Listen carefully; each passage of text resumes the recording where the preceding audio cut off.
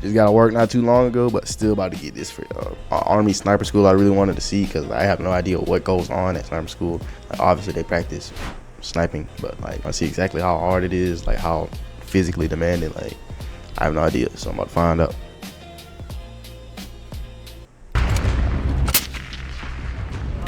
These soldiers are training to be U.S. Army snipers. Before this 7-week training course is done, more than half of them will be dropped from training. I think when you actually get down here on the ground and you're actually performing the role of a sniper, it's a lot different from what a lot of people would instantly think. Most of the time you're laying somewhere you don't want to lay for way longer than you thought you would be, and sometimes it's fruitless and sometimes it's not. This is the U.S. Army Sniper Course. Let's go, guy, keep moving. Where soldiers from the Army and National Guard learn essential skills in sniper fieldcraft and marksmanship. Soldiers leaving here are going to leave a more lethal soldier than they were prior to arriving. There are more than 2,000 snipers currently serving in the U.S. Army. Their primary mission? Placing long-range precision fire on key targets. But being a sniper goes beyond pulling a trigger. Let's go! Insider spent 2 days at the U.S. Army Sniper Course at Fort Benning, observing different classes at various stages of training, including marksmanship, range estimation, target detection, and stalks. To be accepted into the Sniper Course, prospective students must meet a range of prerequisites, which include passing a psychological evaluation and physical fitness test, achieving expert qualification with the M4 carbine, and You don't know what expert is? That's 36 or more out of 40. So it's gonna be our M4 range is 40 targets. If you get 36 or more out of 40 at the M4 range, then you got expert. I always miss expert by 1. Right? Stop the cap. So I wouldn't be able to do this right now, but like give me a few months, I might be able. Nah, never mind. But I can get you expert at the EST range, the sim range, and get you expert at that. Now hats off to like these dudes right here, cause like they said like half of them don't pass, and then like even the people who just go are probably like the best shots in their unit, and then even them, half of them get eliminated. So you know like the people left is like crazy shots. receiving a recommendation letter from their battalion commander.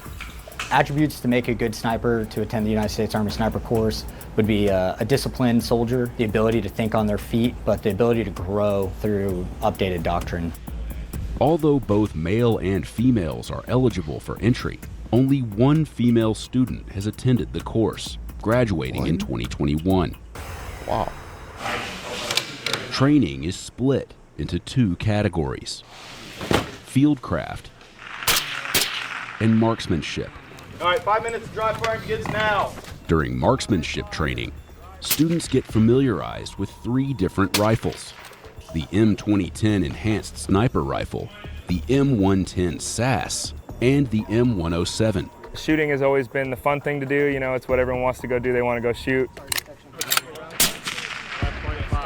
Working in pairs, students learn to hit targets from 600 to 1,100 meters away, alternating between the shooter and spotter positions.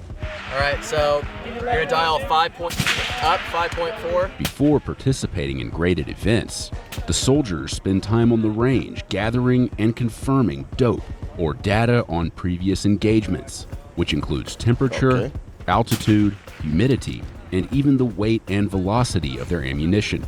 Give me a 7.8 elevation. This data informs the shooters of how to adjust their rifles in order to hit their targets in any situation. Order the target, stand by for wind. Students also have to account for wind and how to properly read it on the path to their target. Left point 2. All right, go to the target. So basically, they're just looking for the wind, what the elements are doing around them, and then giving wind calls based off that. Left point 3.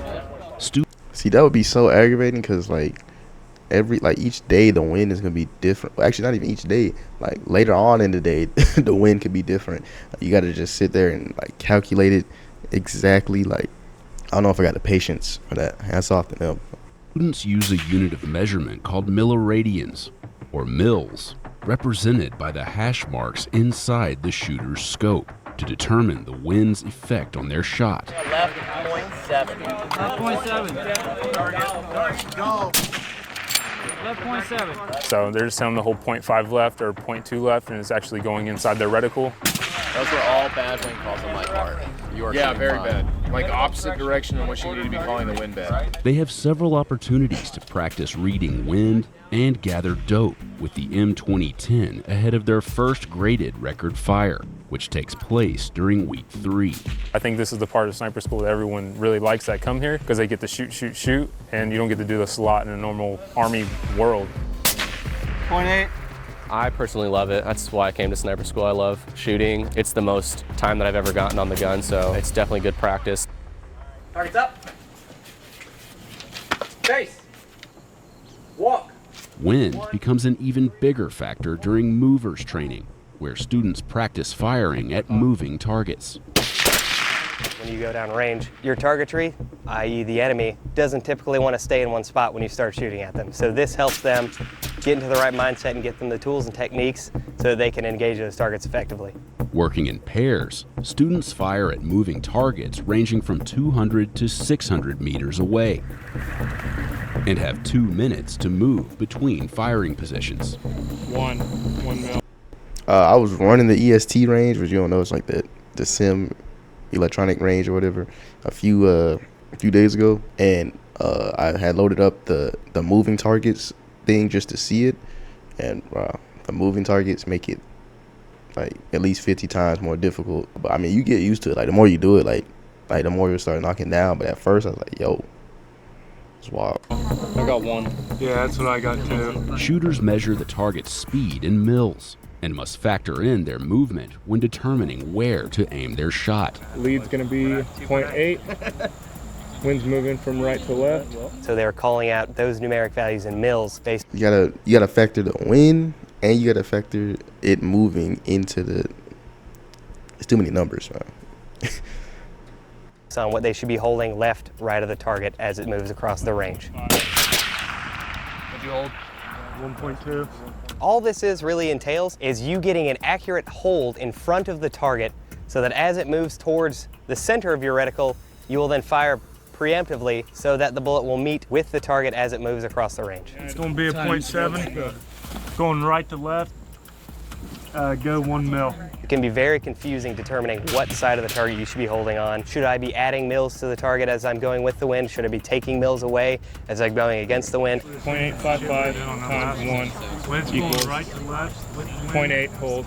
Your shooter and the spotter both need to be talking. They both need to be talking about where the wind's coming from and trying to come up with those numbers in their heads, so that makes it a little bit easier to do that fast math in your head.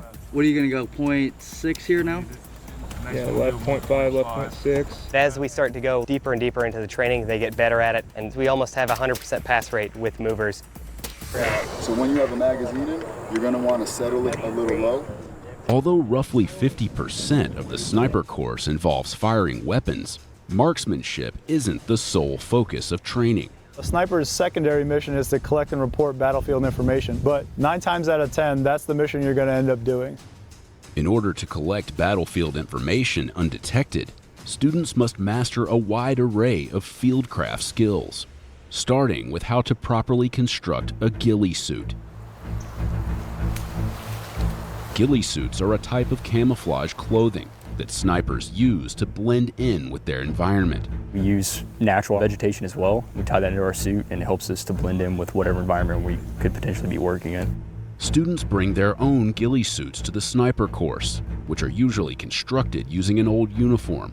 There's seriously no rules to it. Anything you want, the sky's the limit, and it's honestly up to the user. I've always wanted to wear those. I don't know why. Ever since that Call of Duty mission, I just wanted to wear a ghillie suit. To help achieve that blending effect, netting and artificial camouflage, like jute, a fibrous plant-based material, are used to break up the wearer's silhouette. You might want to try to extend this some here to break up this straight line. Their ghillie suits are inspected at least 3 times while at the course. We do a 360 inspection, ensuring that there are points that generally get blown out, such as the crotch of the pants, armpits, elbows, stuff like that. Those high wear and tear areas are reinforced, they're sewn down, they're glued. The ghillie suit's constructed with a lot of blood, sweat, and tears. It's not fun. You're just sewing through all your areas that could potentially rip. I'm taking a lot of time with really, really thick needles and yarn and a lot of glue. So I have probably 8 to 10 hours worth into my ghillie suit now, including all of the sewing and everything, and I'd say that it's probably around a 7 out of 10, but there's always more you can do to it. If constructed properly, a ghillie suit can last a sniper their entire career, so durability is key. Hurry up! He's moving! And it'll get put to the test during an event known as the Ghillie Wash. Hurry up, you! Get on your back! The Ghillie Wash serves 2 purposes: to season and add color to the students' ghillie suits, and to test the suit's durability under pressure. They know it's coming. Everybody who comes to the school talks about it, and they all know kind of what to expect. Students start off by crawling and rolling across various terrains, including pavement, gravel, and sand. All right, this does not look fun. The first part of it looked fun. Whatever is going on right here, this does not look fun. Before getting sprayed by a fire hose, which adds weight to their ghillie suits. We incorporate exercises to make sure that they don't have any kind of tearing in seams and stuff like that. One kill! It's very, very important that you continue to push, and it's very, very important that you're able to get to and from wherever you're going with the small amount of people that you have. Students then crawl on their stomachs and backs through muddy trenches to add color to their suits. We're trying to get that color deeply rooted into the fabric. Crawling through the trench and under the sticks over there, I would say that would be the top smoker. It was like crawling on your back on a treadmill. You weren't going anywhere, and it kind of sucked. It's tough. I had mud in my eyes the whole time, so I just couldn't see anything. I was pretty much running blind, crawling blind across the roads and stuff. Being physically fit and being able to endure any kind of physical activities is definitely very, very important, because as a sniper, you're going to be moving further with more weight than the average soldier. For the final leg of the Ghillie Wash, they crawl through a 200-foot-long trench filled with water ranging in depth from a couple inches to a couple feet. With their ghillie suits now weighed down with water, students must make their way over walls and obstacles of varying heights, all while maintaining a low profile. We have them low crawling over any kind of obstacles and stuff like that to see if the area that they drag themselves on will possibly peel up, and again, any kind of stitching is going to rip. Honestly, it felt really good, the cold water, because of how hot it was outside, but crawling over all of the rocks and the sand was definitely uncomfortable. It is a very physical event, but it's completely necessary. Now imagine doing this in the winter time and you crawling through the cold water. Necessary. We have to test out these ghillie suits to make sure they're going to withstand the test of time. Generally across the board, you can usually see all smiles. Everybody's pretty happy. Everybody has their own little story of what happened to them. It's good. I'm very filthy right now. I have a lot of dirt in a lot of places. With their ghillie suits seasoned, students are ready to continue with the rest of their fieldcraft training. Eyes up. During range estimation exercises, students must determine the distance to a given target using nothing but their eyes and rifle scope. Before the exercise begins, they take measurements of their target, which in this case was an instructor and a vehicle. They get all the measurements from waist to top of the head, waist to shoulder, shoulder to shoulder, or from toes to top of the head, as well as multiple measurements on the vehicle itself. So that exact from waist to the top of the head, shoulder. Wow, this is impressive. They can measure out with their optic the size of the target at distance. Eyes up. During the exercise, students use only their eyes to estimate how far the target is at 10 different distances, varying from 300 to 1,000 meters. They teach us brackets. If it's in the 1 to 200 meter bracket, if it's in the 2 to 300 meter bracket, and then we choose if it's closer to 300 or to 200. It's still a challenge to do by eye, but using the reticle, as long as you have proper measurements, it's all just math. When using their scopes, students are taught to use the Mill relation formula, which takes the height of the target in inches, multiplied by a constant, and then divided by the target's height in mils. The resulting number is the distance to the target in meters. Did y'all follow that equation, or did y'all get lost? I didn't know it was this much math involved, to be honest. I knew it was like they got to like calculate the wind and stuff like that, but they got to calculate the distance. They got to add formulas. To be successful, their estimates must be within 5% of the actual distance, and they must accurately record at least 14 out of the 20 ranges to pass their graded exercise. Of the class we observed, 2 students failed. They have one more opportunity to pass, or they'll be dropped from the sniper course. It's an extremely important skill to be able to range estimate accurately as a sniper, because we may not be in an environment that is permissive enough to allow us to use technology to estimate our range to our target. So snipers need to know how to be able to measure and do the Mill relation formula in order to determine their range to target. All right, turn around, get in the prone, eyes down. During target detection training, students scan a field in front of them for 10 military-related items that have been strategically hidden by instructors, some as small as a couple of inches. Target detection is a sniper's ability to detect anomalies in their environment. We run them through a series of exercises here at the schoolhouse that reinforces their searching patterns, searching techniques, and their ability to actually pick up on anomalies. Using their eyes, scopes, and binoculars, the class is given 40 minutes to search for the objects in a 10,000 square meter field, and must accurately locate and record at least 7 to be successful. Honestly, it's only difficult if you're looking for items. If you don't look for something specific and you just scan the area, they'll pop out at you because the human eye hates patterns. So when you see a disruption in a pattern, it pops out at you. Students are taught several scanning techniques and look out for various target indicators such as shine, shape, texture, and contrast to the background environment. There's no way they're seeing that from where they were, that thing right there. Wow.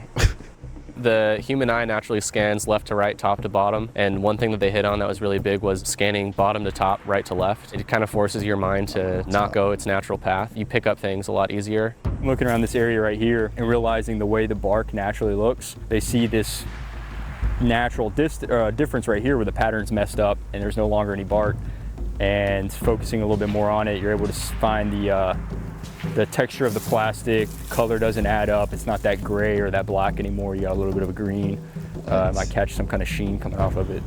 Of the class we observed, I didn't see it and we were right here, the camera's right there like 5 foot in front of it. One student failed and was dropped from the sniper course. Fieldcraft skills such as target detection are vital to their future careers as snipers. If you see anything of note, you log it down in one form or another. As a sniper, you're always doing that throughout an entire mission. So ultimately, that is the most important job of a sniper, and it's the one that's ultimately most valuable to the commander because now he's getting a better picture of the objective or the battlefield.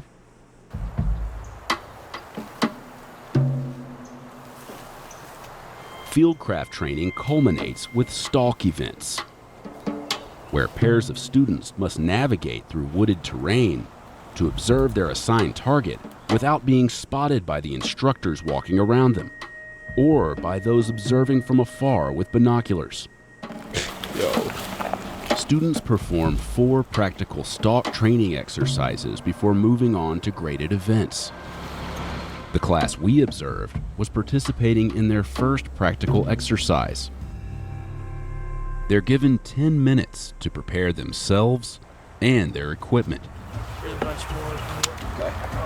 The class covers themselves in natural vegetation that matches their surroundings, utilizing hair ties and 550 cord that they've glued to their ghillie suits. In order to truly blend in with your environment, to get rid of the human signatures of the sides of the head, shoulders, the areas that are distinguishable, you have to tie in vegetation to your foreground, background, everything around you. We just put like a real thick base layer on and took off towards the objective. Once the event begins, students have 2 hours to reach an area from which they can observe their target, which in this case was a truck.